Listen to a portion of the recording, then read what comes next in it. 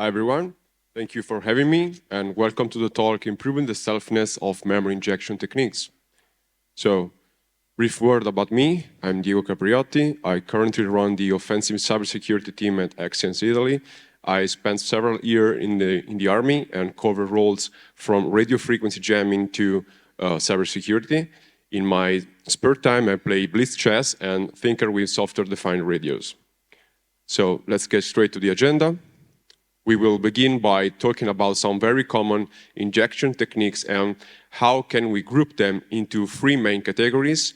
We will have a look also at the most prevalent IOCs that these techniques are generating, and we will use this information to set an improvement strategy. We will choose some very promising injection techniques, and we will try to test with some open source memory scanners to look for their IOCs that they're producing, and we will try to reduce the number of these IOCs.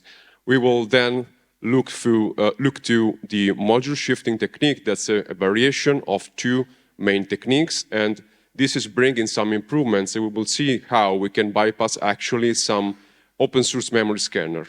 We will also talk about some detection opportunities that can be put in place with this technique. So, first thing is memory injection is where an attacker can insert or alter the code in a running local or remote process memory space. And the code can be executed within the context of the target process itself. And this is the bread and butter of red teamers and attackers, because memory injection can be used for some malicious purposes, such as bypassing security measures or achieving stealth or persistence, extending agent capabilities, such as injecting a DLL and then accessing its exporting function from the payload, or it can also be used to get access to target process sensitive information for later exfiltration. So some common injection technique can be grouped into three categories. The code injection categories includes techniques that are typically involving dynamic memory allocation. P-injection category includes techniques that are able to map and load APE into memory. And process manipulation category is including techniques that can modify the context or the execution flow of the running process. So we will have a look now at code injection category, some very common technique. We are seeing now the classic shellcode injection, where an attacker is allocating memory into a target process, then it's changing the permission to read-write in order to write malicious code onto it, and then changing back permission to read-execute to actually execute the code via, for example, new thread creation or function callback or other methods like a function pointer, for example. We also have here hook injection technique, thread local storage injection, APC injection, and exception dispatching injection. We are mostly interested in the most common and most prevalent IOCs of this technique, and these are essentially the dynamic memory allocation and subsequent changes in private memory permission, because an attacker, once he or she allocated some memory, she has to change permissions in order to write and then to execute the malicious code. Of course, there are some technique-specific IOCs, but these can be very peculiar depending on the technique itself, and it can be fingerprinted by security vendors with enough time and if the technique is public for some time. So we are mainly interested in the most prevalent ones. The second category is the P-injection category.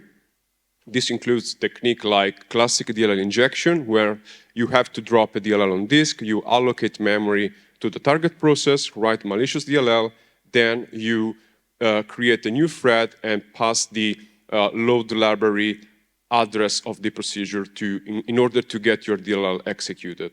We also have here the reflective DLL injection. That's a very common technique. It's pretty similar to the memory module technique. The main difference is that the reflective DLL injection is requiring an embedded loader, whether the memory module technique is a bit more versatile in the fact that we can essentially use unmodified DLL and inject it with memory module technique. Both of these techniques are allocating virtual memory, But we have here also module stomping and module overloading technique that are avoiding the dynamic memory allocation, because these two techniques are loading a hosting DLL into a target process and then overwriting over it in order to write the shellcode and get the shellcode executed, or DPE. So the main IOC here is that the PE, such as a DLL or an executable, or even a shellcode, is residing in memory. In case of a PE, once the PE is mapped into memory, we will have left in memory an executable region that will be floating around, and some memory scanners will look for it, and it will flag as a suspicious IOC. We also have the changes in memory permissions, because in module stomping and module overloading techniques, we are avoiding the allocation of dynamic memory, but we have to change the permission of the other space of the loaded hosting DLL in order to overwrite onto it. So that's an IOC that we will be having. And another important IOC is that there is a mismatch between the in-memory and on-disk DLL code. For example, even the module overloading and module stomping, once they are overwriting something, this will lead to a mismatch that some scanners are looking for, doing a comparison between the bytes that are on disk and the bytes that are on the other space of the DLL that is loaded. The last category is the process manipulation category, and we have here the process following technique that we start the process in suspended state, replace the memory contents with a malicious executable, then resume the execution to get our code running.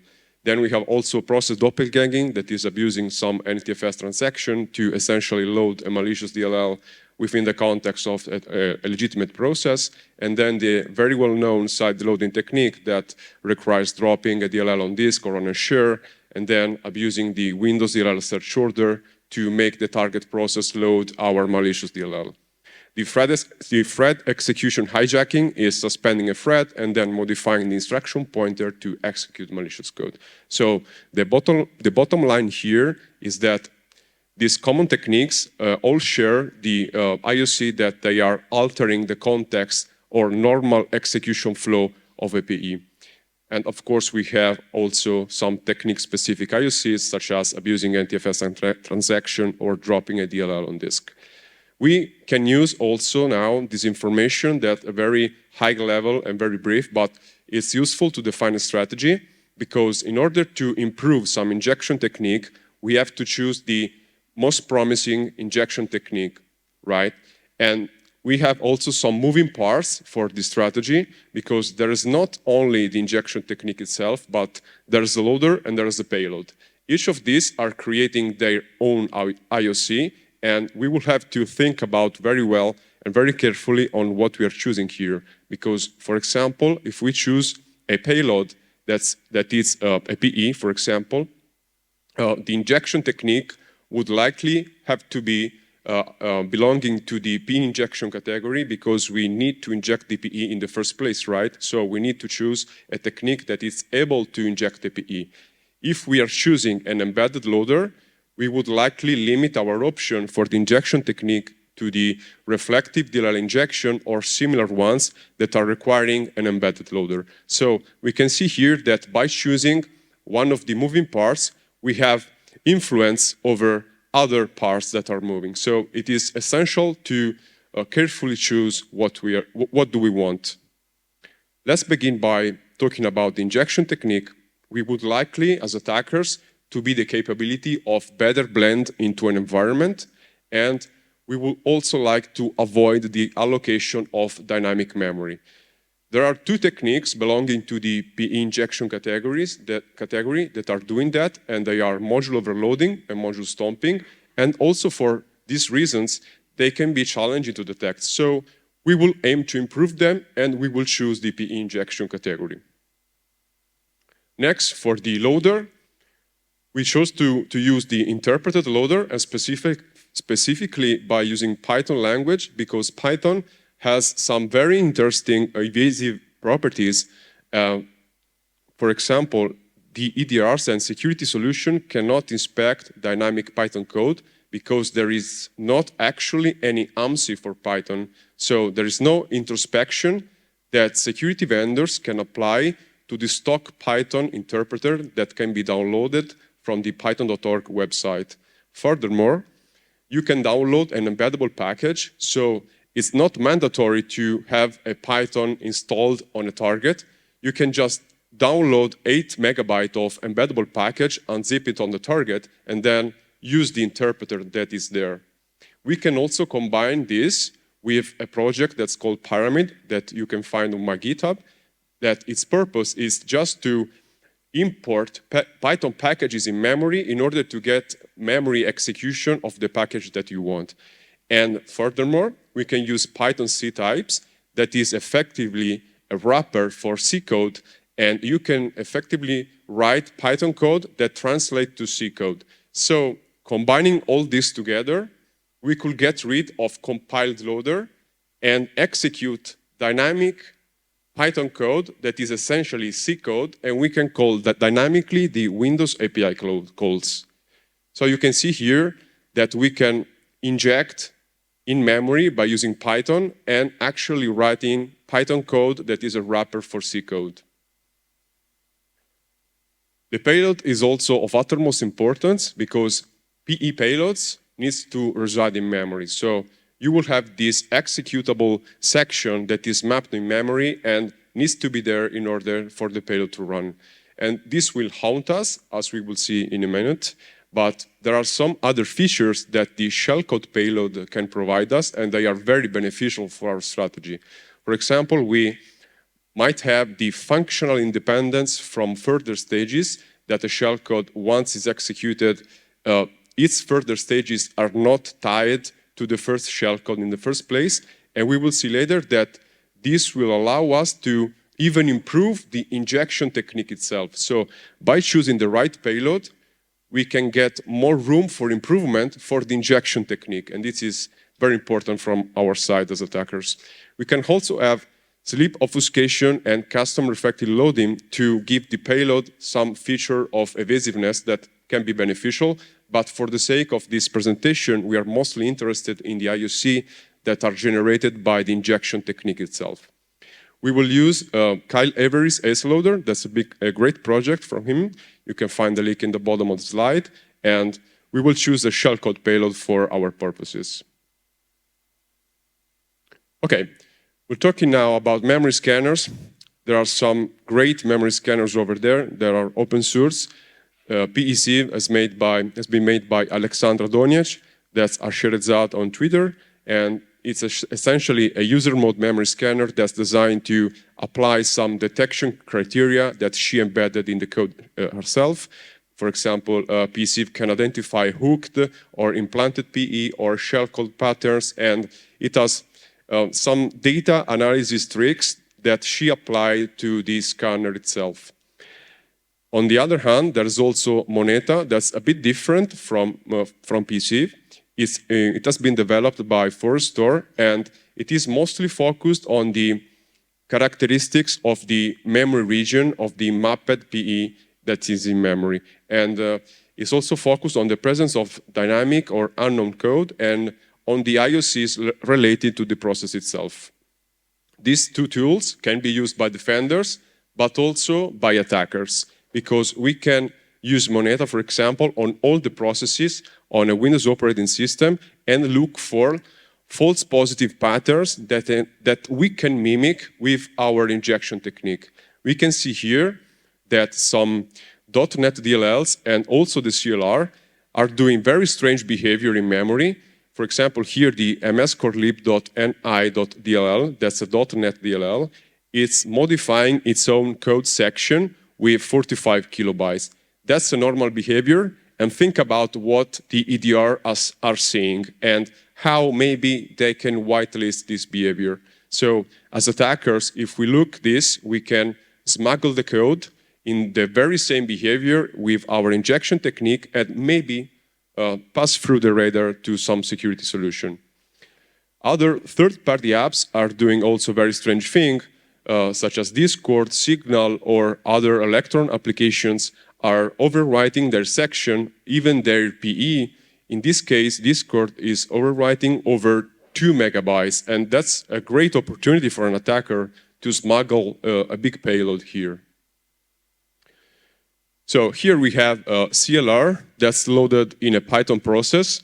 Yes, because Python can also run .NET code by using the PythonNet module, but this behavior is common almost to any process that's loading a CLR and initializing it. So we have a very high number of abnormal private executable memory with RWX permissions, and that's a great place to hide, for example, our interactive beacon, because it will have the very same properties in memory, and you might blend in very well in this kind of processes. So we have to start somewhere and with some techniques. So we chose to use the memory module technique that was first published by Joachim Bauch, and it has been ported to Python ctypes, and it is essentially a native Python code that can be dynamically imported and executed by using the Pyramid project. So we don't need to use a compiled loader anymore if you want to use memory module, because we can just use the interpreter if it's available on target, or just drop the embeddable package, and that's it. So we can download, map, and execute a stageless DLL agent like CobbleStrike or Sliver, and even execute beacon object file via injecting the COF loader DLL and accessing some exported function to execute the BOF. So the GitHub project is on the bottom of the slide, and also the Python in memory BOF way of using the BOF. So this is how it's working. We are allocating dynamic memory, and we are downloading and copy the malicious payload section by section. In this case, that's a DLL. Then we have to perform the base relocation, because this DLL will be mapped on an address that's different from the base of address parameter of the PE structure. Then we have to resolve the imports. We have to set the permission to their original state, and then we can execute the entry point, basically. So here we have a demonstration of using Pyramid to dynamically import PythonMemoryModule in memory and starts our injection of a beacon DLL and get the beacon back in our dashboard. So we are here on the Python website. We can see that there is a link for the embeddable package. We download, unpack it on the desktop. We can see that's there the python.exe binary that's signed with a valid signature. That's free. And then we open a command prompt. On the upper side, we have an SSH connection to Kali Linux. On the down pane, we have the Python executable. Then we are starting the Pyramid server, setting the password for the encrypted delivery, and then the set cradle parameter is generating a big base64 blob with some Python code that we can just copy and paste, so we get a scriptless execution on the Python prompt below. So we just copy this big blob and paste it in the Python prompt. So we start our execution chain. We will see that the files will be downloaded from the Pyramid server and delivered encrypted. Also, the URI is in fact also encrypted. Here we are downloading the script, then the dependencies, and finally the stage artifact DLL. And we are seeing the same thing below in the Python prompt. We see here the importing in memory of the Python memory module. Then we start injecting our DLL using Python code, and then here we are dynamically allocating the space to host our payload. Then we are copying the section one by one, .text, .data, and so on. Here we are checking for base relocation, resolving the imports. This is a big list of imports that has been resolved. Then after the imports, we are changing the permission of the section to their original state. Here's the execute read. Then we have to execute the TLS, and finally we can call the DLL entry with DLL process attach flag. Here we have the beacon back, that's the PID, so we can now look for the IOCs by scanning with Moneta and PECIV. So Moneta here is showing two main IOCs. We have an abnormal private executable memory and a thread within a non-image baked region. That is due to the DLL that has been mapped and started on a dynamic private memory. Then the second IOC, this is due to the beacon itself, because the DLL that we loaded is a self-bootstrapping DLL that's loaded beacon on another area of memory. PECIV here is showing us 3 total suspicious IOCs, 1 implanted PE and 2 implanted shellcode. Okay, so here we have some IOC to work on. The advantage of using memory module is that it is avoiding the creation of RWX memory, because by mapping the DLL in memory and we are effectively mimicking the Windows loader, we are mapping a DLL without calling load library essentially and doing it in memory. That's the purpose for memory module. And by doing this, we are avoiding the creation of RWX memory. But the disadvantage of this is that we are dynamically allocating memory, and that might be a sound IOC.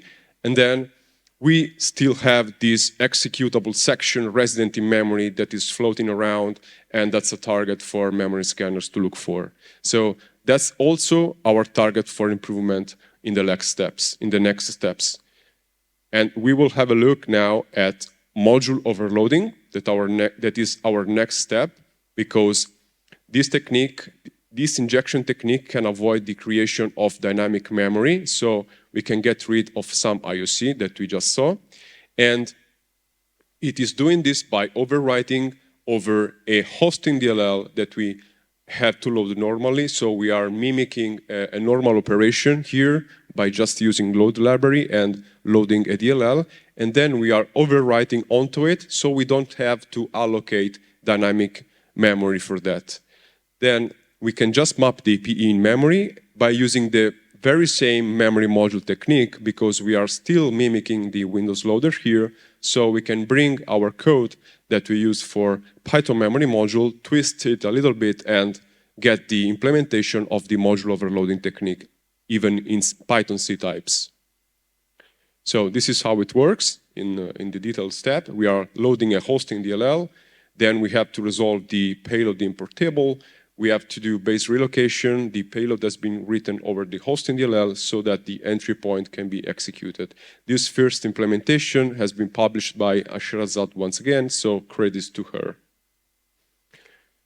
So by looking at the IOC that this technique is generating, we have here a modified PE header and a modified code IOC in Moneta. So the modified PE header here is generated because we are beginning the overwriting starting from the top of the loaded DLL, and on the top of the DLL there's usually the PE header. So just by modifying the PE header, Moneta is getting this as an IOC. Then we are going down until the code section and overwriting also the code section, and this is generated the modified code IOC. And PECIV is looking for a similar thing and is getting a replaced IOC.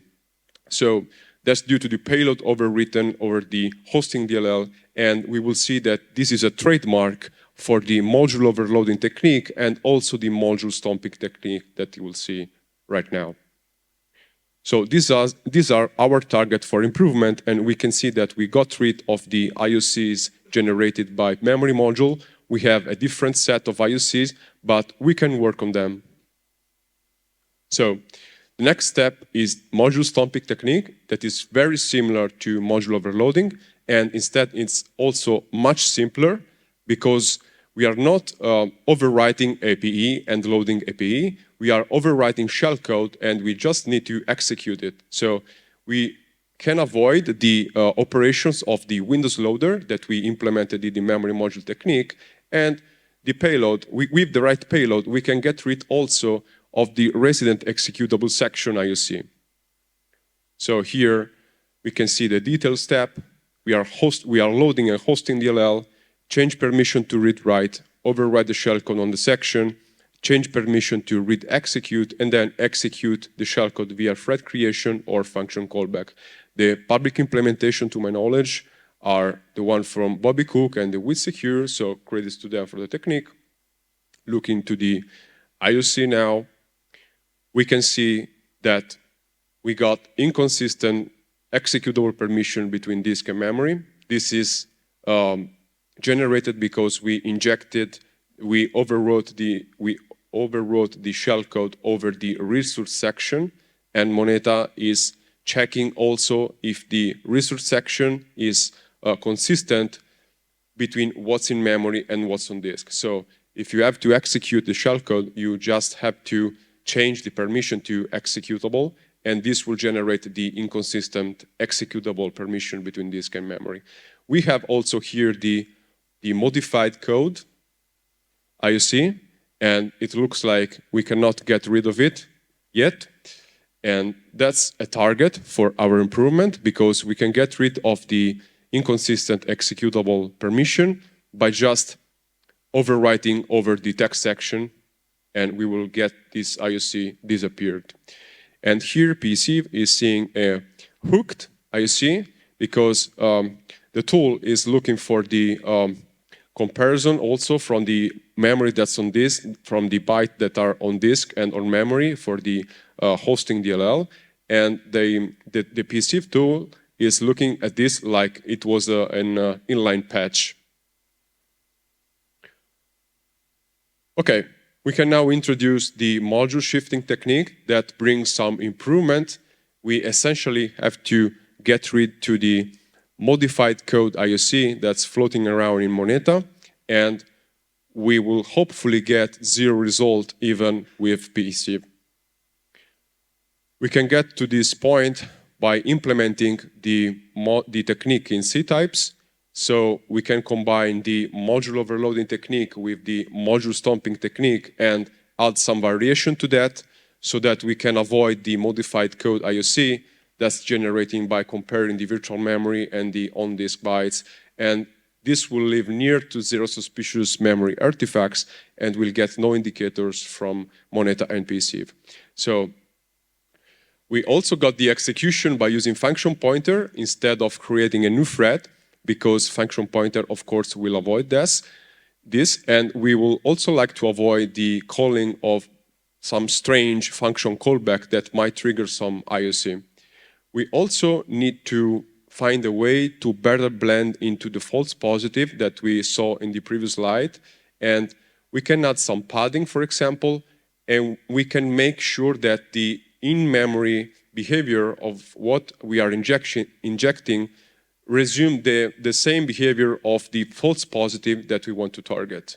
So for example, we can inject mscorelib.ni.dll and add some padding to reach the 45 kilobytes. That's the normal behavior for this DLL to overwrite its own code section, so that in memory we will have a malicious code that might appear the same as the false positive for security solutions. This is a detailed step walkthrough of module shifting. The main technique advantage here is that we have no resident memory artifact left on hosting DLL, and this is done by using the right shellcode payload. We have to use the shellcode payload that's functional independent from the initial shellcode we are executing, so that we can actually get rid of the initial shellcode we just executed, and we can replace that content with the original DLL content. So the first step would be loading the hosting DLL, that's pretty common right now, and change permission to read-write. We overwrite the shellcode on DLL section. We can add some padding to resemble the false positive. And we change permission to read-execute. We execute code via function pointer, and then we do this step of replacing the content of the original DLL to get rid of the modified code IOC that we will get in Moneta. So here are the key points. We load the DLL with load library, we shift to the target section, we write the shellcode, we execute the shellcode, and then we restore it with this operation by using virtual protect and then doing a man move with the original DLL bytes that we saved before writing the shellcode, and we just move them for the exact same amount of bytes of the shellcode over the very same position. Okay, here is a demonstration of an injection using the module shifting technique. We will use an ACE loader payload, and we will injecting by using the pyramid project once again, so that we will not drop anything on disk apart from the interpreter, of course, and we will see that we can actually get 0 results from Moneta and even PECV. Okay, that's an empty Cobalt Strike client dashboard. Here we have the config file for Pyramid for the module shifting technique. We are using Pyramid for delivering encrypted files. We choose the payload as a shellcode. We don't use padding here. We use the name of the payload, that's an ACE loader payload. And then we chose the hosting DLL as mscorelib.ni.dll. We chose to target the .text section. Okay, we generate the basic 64 blob and some Python code that we can copy and paste like the previous demonstration. We just copy and paste it into the below prompt, Python prompt. Then we start our execution chain. And we will see that we will get the web request on the Pyramid server with the encrypted URI, and it is delivered in the encrypted files, the Python script, the dependencies, and then the ACE loader beacon. We are seeing the same in the below prompt. So here we are not allocating dynamically any memory. We are loading the hosting DLL, then looking for the text section, and then change permission to read-write in order to overwrite some shellcode over the text section. Yeah.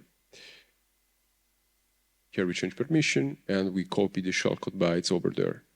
Then we set the permission to read execute. We execute the shellcode via function pointer, and then once the shellcode has been executed, we can actually do a cleanup and restore the original DLL data over the shellcode we just executed. So this would leave no artifacts, nearly no artifacts. So here's the beacon back. We got the PID, so we can now test for any IUC that we get with Moneta. We got none, and the same from PECV. Yeah. Okay. So here are the results, total suspicious 0, and no results with Moneta. And there is currently no traces of injection IUCs, but of course the sleeping ACE loader can be detected by other tools, but our focus now is on the artifacts or traces that the injection technique is leaving behind.